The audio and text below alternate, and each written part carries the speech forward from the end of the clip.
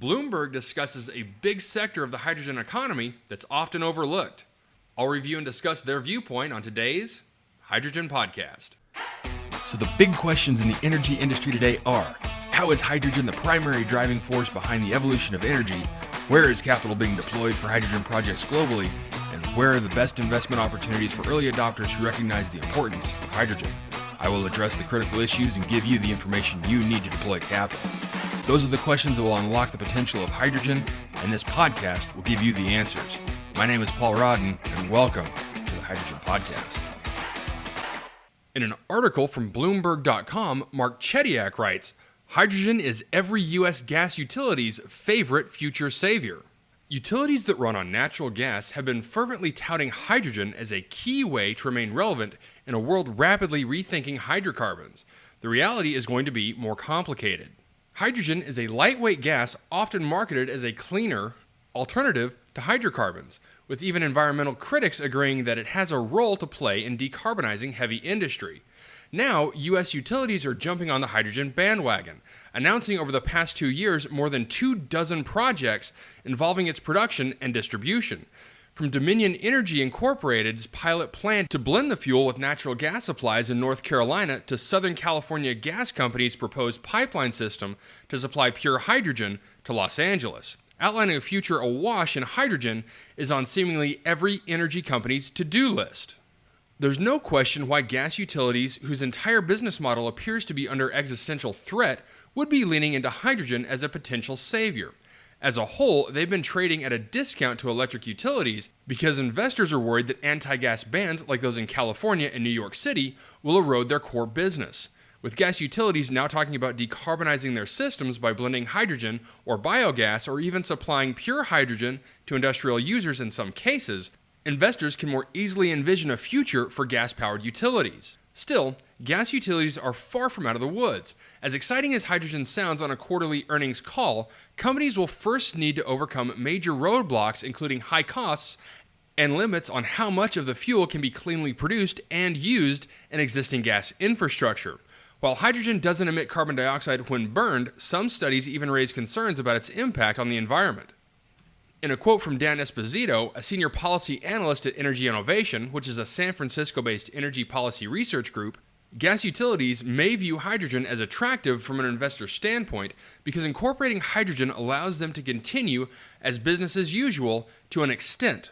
But it won't be so easy, and here's a look at some of the biggest obstacles standing in the way of utilities integrating hydrogen into their ecosystems. Number one, the costs. While hydrogen is the most abundant element, it's also very energy intensive to isolate. Most hydrogen is currently produced through a polluting process called steam methane reforming that uses steam to strip hydrogen from natural gas. To produce green or emission-free hydrogen, renewable energy is needed to power an electrolyzer that can split hydrogen from water molecules.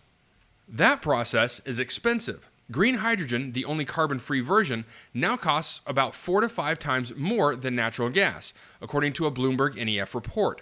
That said, costs are forecast to fall rapidly between now and 2050, as long as investors are willing to be patient. In addition to the high cost of production, there will be pricey infrastructure needs for utilities to pull off a hydrogen future. To meet about a quarter of the world's energy needs by 2050, it will cost more than $11 trillion in investment in production, storage, and transportation.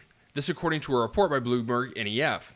SoCalGas's proposed Angeles Link project, which would require the construction of hundreds of miles of new pipeline to deliver green hydrogen to the Los Angeles area, could ultimately cost billions of dollars if approved by regulators. Challenge number 2 is pipeline issues. Replacing natural gas with hydrogen sounds particularly appealing for shareholders at gas utilities for a key reason. That like-for-like swap suggests the existing gas pipelines already in use will find a second life in a post-hydrocarbon world instead of becoming stranded assets. But hydrogen has much different properties compared to natural gas, and there are limits to how much can be blended into existing pipeline systems. Hydrogen is the lightest and smallest molecule in the universe, so it can more easily leak out of pipes and other parts of the gas network designed to transport larger methane molecules that are the main component of natural gas. In addition, hydrogen behaves differently with certain metals, and as a result, it can degrade and embrittle steel pipelines that are typically found in the nation's high-pressure gas transmission systems. This is according to Jack Brower, director of the Advanced Power and Energy Program at the University of California, Irvine. Compressor stations designed to move natural gas don't work well with hydrogen either, Brower said, so those would also need to be upgraded. Local distribution lines, which are mostly made of plastic, can carry higher levels of hydrogen, but there are still limits on how much of the fuel can be safely delivered to homes and businesses. Utilities, including Sempra Energy's SoCalGas, are now testing how much hydrogen can be safely blended into their existing gas networks. SoCalGas, which sells natural gas to nearly 22 million homes and businesses, and last year committed to becoming carbon neutral by 2045, said that preliminary testing at its lab shows that up to 20% hydrogen blend can be used in home gas appliances. Challenge number 3 is the environmental concerns. An 80-20 gas-hydrogen blend is a step up from the 100% hydrocarbon, but it still demands 80% of the gas currently in use, and that's hardly a hydrocarbon-free future, which critics are swift to point out. Energy Innovation pointed to a research that shows blending hydrogen into gas pipelines for use in buildings and power generation would increase customer costs, exacerbate air pollution, and cause safety risks while minimally reducing greenhouse gases. Because hydrogen molecules produce less energy than methane when burned, a 20% hydrogen blend would provide only 6 to 7% reduction in total greenhouse gas emissions, at a much higher cost. As such, some climate advocates say the promotion of hydrogen by gas utilities amounts to greenwashing and provides a justification for extending the life of their existing hydrocarbon infrastructure. They warn hydrogen's environmental benefits are limited and its use should be confined to those hard to decarbonize sectors of the economy like industrial uses. In response, the gas industry said climate change can't be addressed without using every rational greenhouse gas reduction measure available now, plus any that become possible in the future. And it's not only blending pilots that utilities are exploring. Some are also hoping to add new revenue stream by pumping pure green hydrogen for industrial users like power plants, factories, and long-haul trucks. SoCalGas's Los Angeles project aims to displace up to 3 million gallons of diesel per day. But even pure green hydrogen brings its share of environmental challenges. A recent research paper by the Environmental Defense Fund that's currently undergoing peer review found that when too much of it leaks into the atmosphere, hydrogen risks contributing to climate change. Likewise, burning hydrogen in power plants can produce lung-damaging nitrogen oxides as a byproduct that will need to be accounted for. This again according to the studies. Those emissions could be reduced through advances in pollution control technology or using lower amounts of hydrogen, but that could raise costs and increase inefficiency. This according to an Earthjustice report. Hydrogen can also be run through a fuel cell to produce electricity without emissions. Challenges aside, some types of clean fuel will be needed to hit net zero carbon goals, according to gas utilities, pointing to decarbonization studies. Hydrogen could help backstop renewables on the grid, they say. The fuel will also be needed to reduce emissions for more industrial sectors of the economy, such as manufacturing and shipping. Okay, so an interesting article from Bloomberg focusing in on a section of energy that a lot of people don't ever think about, and that's gas distribution utilities. Now, I've talked a few times about a few regions globally, like New Jersey and England and Italy, that are starting to incorporate hydrogen in a lot of their distribution lines. And these studies are coming back showing that there are no defects or issues with in-home utilities with the hydrogen blend. This goes to support the 20% number that SoCalGas is claiming. But there is something in this article that is very critical to talk about, and that was under the first challenge of costs and the technology associated with those costs. The first production method that this article talks about is steam methane reforming without carbon capture. Now that's gray hydrogen. Now I don't know why the author chose to exclude from the article carbon capture, but for whatever reason he did.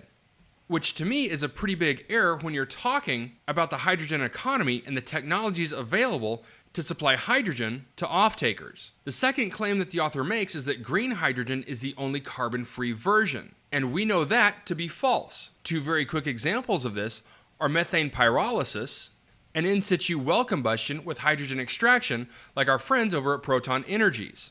But even aside from the costs, pipeline issues, and environmental concerns, there are a couple of other issues that need to be addressed.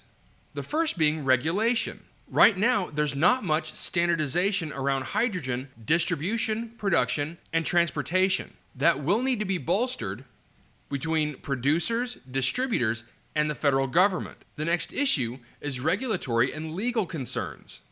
I had a quick conversation with some attorneys at Steptoe & Johnson a few weeks ago about this issue, and it is something that they're looking into. But as of right now, it's more of the Wild West than anything else. And the last issue that I'll talk about that should also be looked into are gas pipeline service providers. This is an industry whose core role is to maintain natural gas pipelines. And now that hydrogen is starting to be emitted into these pipelines, they're going to have to start testing for embrittlement and leakage at much more microscopic levels, which could mean new training and new testing equipment. Now, these are all good concerns and issues that do need to be addressed as the hydrogen economy moves forward. And the good news is, we now have buy-in from every important faction that will move this forward. And those players are the industry, investors, and the government. All right, that's it for me, everyone. If you have a second, I would really appreciate it if you could leave a good review on whatever platform it is that you listen to. Apple Podcasts, Spotify, Google, whatever. That would be a tremendous help to the show. And as always, if you have any feedback, you're always welcome to email me directly at info@thehydrogenpodcast.com. Now take care, stay safe, I'll talk to you later. Hey, this is Paul. I hope you liked this podcast. If you did and want to hear more, I'd appreciate it if you would either subscribe to this channel on YouTube or connect with your favorite platform through my website at www.thehydrogenpodcast.com. Thanks for listening. I very much appreciate it. Have a great day.